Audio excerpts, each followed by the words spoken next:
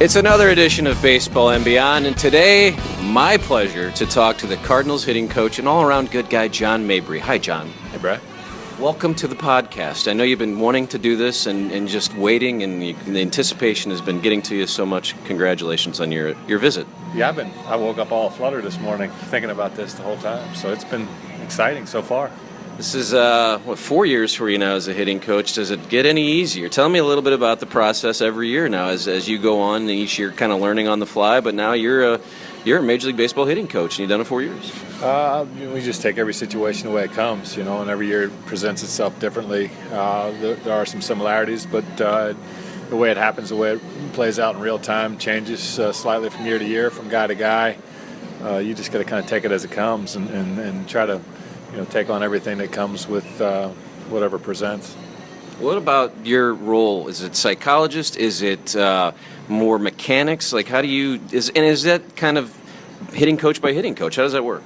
Yeah, it's all depending on what your philosophy is, and at this level, these guys kind of understand what they need to do and how they need to do it, and basically you're another set of eyes for them, and some guys take more care than others, and other guys you just set their alarm clock and tell them what time to be here. It's like I said, on a read basis, and knowing the guys and knowing what makes them tick and how they prepare and what they're looking to do and what they're looking to get out of their at-bats and their year and their skills. And you just kind of, like I said, read it from everybody, and they'll tell you. You just got to keep watching. The old yogiism. You learn a lot by observing. So watching, and that kind of stuff. So it's you just watch them and understand where they are and try to meet them where they are, and not try to change people. You try to help people, and there's a difference, and you just try to provide some insights when they need them, and learn when to back off when you need to, and just play each guy the way they present it. Which one is it? How much is it, or percentage-wise, mechanical versus mental? Is it 50-50? Is it 75 mental? I know baseball seems more mental than anything, really. No, it's way more mental, and again, that's another thing. It's like, biggest thing is to try to get people to relax and hit, but if they have a mechanical flaw that's not allowing them to relax and hit, what do you got? A chicken or an egg? And so you try to figure out what's kind of the limiting factor in what they're doing, and that limiting factor, hopefully you can either curtail it or improve it enough where they have a chance to succeed on a daily basis, or make things happen the way they want them to make happen, and understand what's what. And so some things are mechanical, some things are mental, and this deal, the actual playing of the game is a lot mental. It's your ability to get out there and compete no matter what you have going on. If you have something that's holding you back or whatever, you just like when you step in between the lines, your mindset is to compete today and grind out a bat and make do with what you have at that particular time. Tell me the philosophy of, if this is a philosophy or if these are just odd things that happen. 2013, the runners in scoring position numbers were out of sight, crazy. 2015, there wasn't a lot of offense. 2016, it's all about home runs. It's crazy how basically the same group, you get some different guys here and there, but just, is that some sort of philosophy, or is that just, that's baseball, that's what happens? It's a lot of that's baseball, and it's also personnel. We've made some changes and got some folks here that can hit the ball out of a ballpark, and that ability, and this year they're also doing well with runners in scoring positions like they did earlier in that year that you mentioned in 2014. But it's just who do you have, and like last year you say there was no offense, but we lost our 3-hitter, 4-hitter, 5-hitter, 7-hitter, and what team in baseball can go on and do that and maintain the level of what they have? Slower off. Yeah, whatever. You left that part out. See, the deal with that is like you make do with what you have, and every day, no matter what you have or what you don't have, the game's going to go on. And you have to go out here and you have to perform, and the guys have to perform.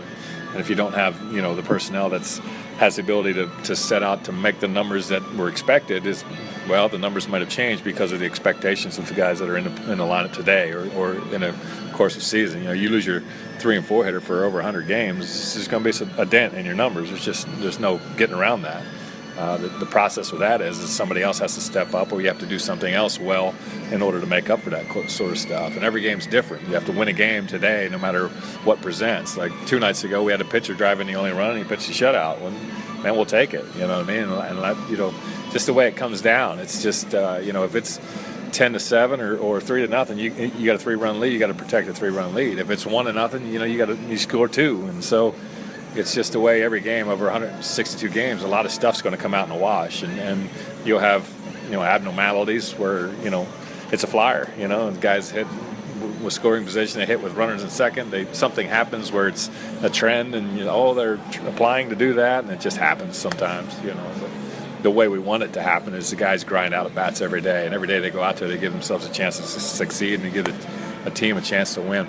It's hard, though, because sometimes people are like, oh, look at this, Mabry's a genius. They've got the wrists. And Mabry, isn't that hard to hear? Or how does that work for you when you think about, or do you even care about that kind of criticism? Well, I really don't hear you're a genius a lot. I can tell you that, but straight out. But you are this year, the home runs. You're a genius this year. You know what I mean? Isn't that? It's got to be a weird thing. I think to me, it's very odd that happens because it's the players do the things. Players do their things, and the players is what make this thing go. I think you're a genius, by the way, if anyone cares. I'm never going to be accused of that, I can assure you. But, no, the people that don't want to be criticized are people that don't do anything. And if you're going to do something that, obviously is deeply rooted in passion and people's love for a game and their hometown team and whatever, if you're not doing what you're supposed to be doing, they're going to have some choice words for you. On the other hand, as a coach in this realm, is you're here for the players, and you're here to make their careers, you make their years, make their at-bats go smoothly, and you're here for them and what they want out of it. And it takes, in that kind of deal, coaching, teaching, whatever it is a two-way street. You have to have people that are hungry, available, and teachable, and then you have to have the information to help them out. And everything that you see is not always real when you're watching from afar. So, sometimes you can see a spider web, but you don't see the spider inside the web. And so you really don't, everybody can say, hey, man, just make him do this. But, you can say that all you want, and it just doesn't translate into a game sometimes. So you just got to keep working around problems and keep taking a different angle and a different approach to them. And you can't worry about what people are saying. You got to worry about where your guys are and how you're preparing those guys to succeed. We'll finish with the team this year, but you're obviously a longtime Cardinal, 1996, 20 years ago.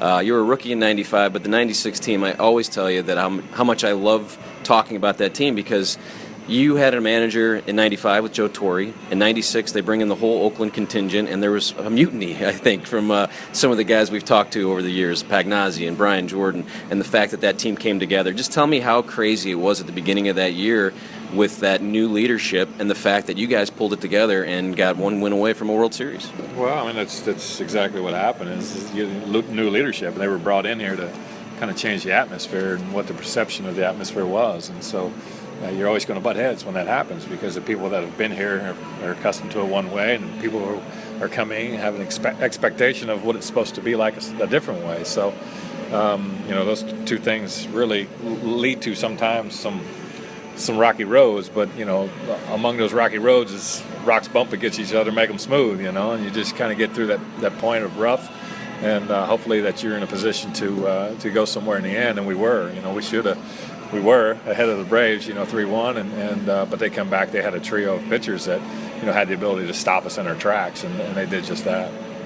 How much fun was it though? That was a fun group, and you had some stories from that year, and you were still a kid, though, and you played a big role in that team. And just talk about some of those teammates, Brian Jordan and Tom Pagnazzi, and you had the Eck, and you had really, Todd Stottlemyre comes over. It just was such a fun team. Yeah, it was. A lot of talent on that team, and the guys that they brought in, that regime brought in a lot of good players and a lot of players that really changed the culture of Cardinal baseball with a winning mentality from day one in spring training all the way till the run of October. And that part of that I'll never forget is because it's kind of what shaped me as a player, as a person, as a teammate, as a coach.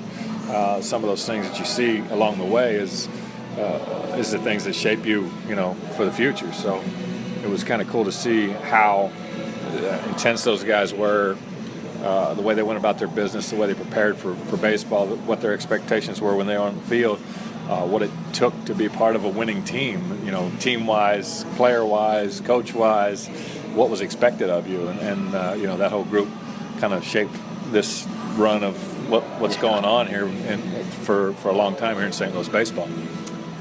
There was a time there, you've told this story, I love it. I want you to kind of relay it again and maybe give us a little more detail. When you're at first base, you're playing the Braves again, and there's a moment where Tony looks over at you and you might have had a chuckle. Just give us a little bit about, because that was early. I think that was early on in the season, but it was one of those watershed moments where the team said, "Hey, Tony, let's back off." Give us a little bit about that day. No, it was one of the things that happened in your career that, again, shapes you. Whether it's good, bad, or indifferent at the time, it's not special when you go through it. But you're right, it was. I think we'd blown a lead the night before, and this particular night, Fred McGriff had just had a long at bat. I think it was against Tony Fosses. And when he got down to first, he said, "Man, that guy's tough to face."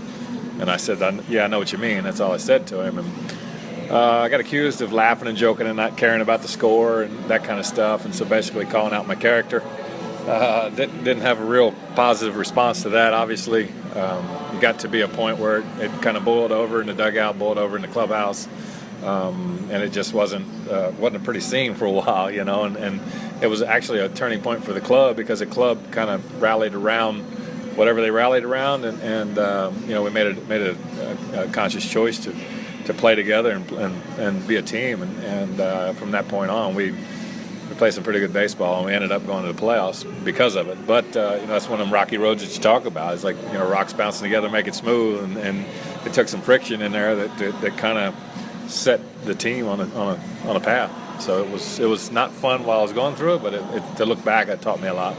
You move on to Seattle. I've never really asked you about playing for the Mariners, but you did play with Alex Rodriguez and Ricky Henderson, which I'd have to imagine you have some sort of Ricky Henderson story, or do you not? Or what was it like playing with Ricky? And Ricky's the best. Ask Ricky. Ricky's the best. There's another public perception that's not true. Ricky was a real smart guy in baseball sense, you know what I mean? And you might not give him whatever credit you want to give him, but he understood what he was good at. He understood the game. He understood people. He understood how to prepare, what was involved in his talents and what made him him. But that whole group there was A-Rod, Edgar Martinez, Jay Buhner, Ichiro, Randy Wynn, John Olerud.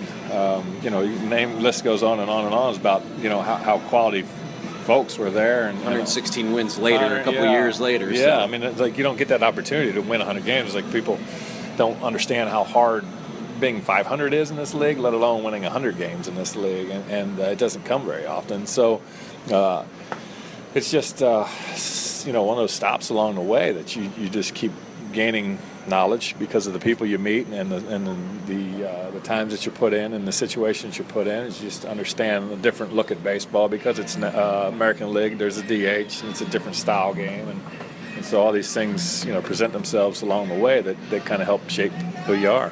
Couple more minutes with John. I appreciate your time. Moneyball, you're in a movie. You play for the A's, and everyone, I can't believe that there's a movie made about this team, but you see yourself in a movie. What is that like? And you've also said, yeah, it's a movie about a wonderful 20-game winning streak. That's about it. No, it's actually, if you look back, it's also changed the shape of baseball. It was another one of those watershed moments, and for the game in total, it was about how small market teams are trying to compete with the big boys without spending the money or the capability of spending the money, so they had to find a different way to evaluate talent, put a price on talent, and what it was, and the movie took some liberties, obviously, but the guys that were there knew what was going on and understood what they were, but there are also some pretty darn good players there, and doing some pretty special things, with starting with the big three and Hudson, Mulder, and Zito, and had David Justice at the end, and you had Miguel Tejada and Chavez, two MVP candidates, Gold Glovers, All-Stars, the whole 9 yards. Ramon Hernandez was back there, Terrence Long, and Jonah Hill, yeah, that's the guy, and Eric Burns was just coming up then and starting the career, but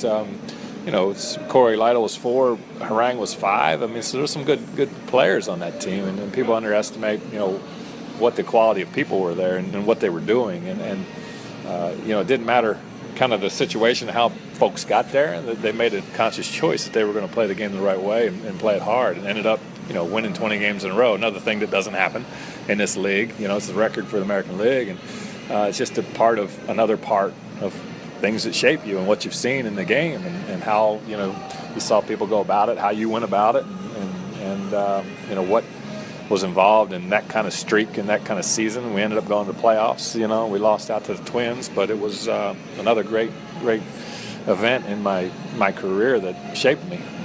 You had so many managers, and I know you talked about Lou Piniella, but you had Tony. So what did you take from what you learned throughout your career to what you're doing now? Because why are you laughing? That's a funny story. We just saw Lou Piniella the other day in Cincinnati, and Lou was standing between David Bell and I, which he both managed, and he asked David what he learned from Lou, and he said, mostly good. But it was just fun. We got a chuckle out of it because you learn, good and bad from everybody or everything or every situation. You can take good or bad based on what you've seen and based on how the results were. So, having managers like, Lou, Tony, Bochy, Dusty, all the big prominent names in the game, Boa and Art Howe, and it's just something that you learn. It's the more people you can be around in this game, the more you can pick their brains and expand your knowledge base of what's going on, how people see the game, how they operate in the game, how they play the game, how they participate in, getting a team to where they need to go. And Lou said something pretty, profound the other day. It's like you got to be yourself. In order to be yourself, you have to have a good staff around you, and you have to present, the proper stuff for the players. And so you can always pick up something by what you hear from other people, the way they approached what they did. So. Yeah. And then Tony used you a lot because you used the bench. Lou seemed not to. He said sometimes you sat for 20 days. So that's got to be something that you can kind of impart.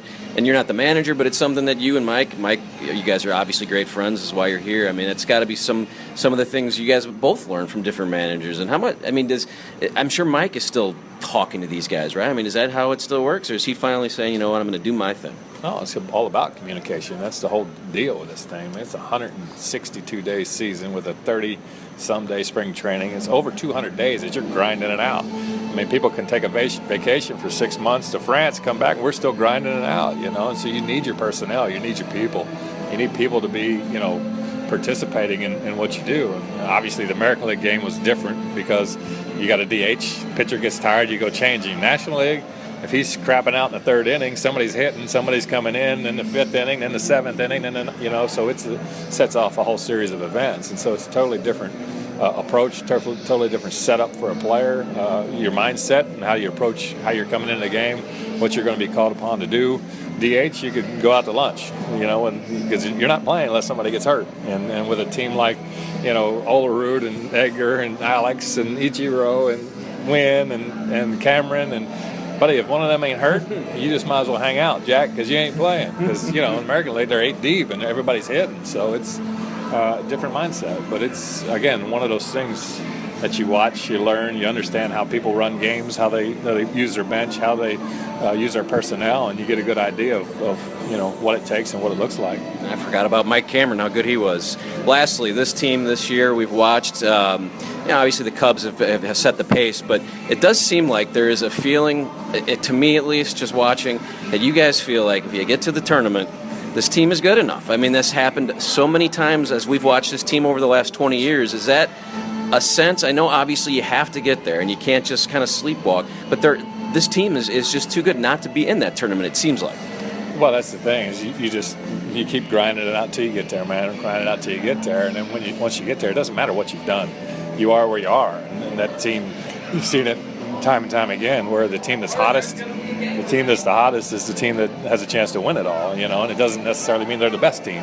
So it's you just keep grinding it out, man, grinding it out. You're not done until you're done, and you're never as bad as people say you are. You're never as good as people say you are. So you just every day you keep coming out here and trying to grind out wins. It's a good team. Real quick, just through a couple hitters, and then we'll be done. And I really appreciate your time. You're having fun, right? This is fun. We're living the past. A lot of people first obviously want to know about Randal Grichuk. Everyone knows he's got super talent. Seems like he has super talent. What are you seeing out of what he's been doing this year? And it just feels like he's so close. He has these runs. What do you think? It's exactly right. He's growing in the league, and everybody thinks that you can come into this league and throw your spikes out here and you can participate. But it doesn't happen that way. These people are the best in the world. And the guys on the mound drive a nice car too, you know what I mean? And they understand how to get people out. And so you got the fastest information moves now. It's like you can't hide from anybody. You can't hide any warts that you have. And so these teams know that. And when they come in here, they're going to try to exploit them as best they can. Whether they execute it or not is a different story. If they miss execution, you got a chance. If they execute, guess what? You're in trouble. So with him personally, he's just growing, man, and he's a young guy. He's just trying to establish himself in the league, and it's not always easy, and it's not always instant.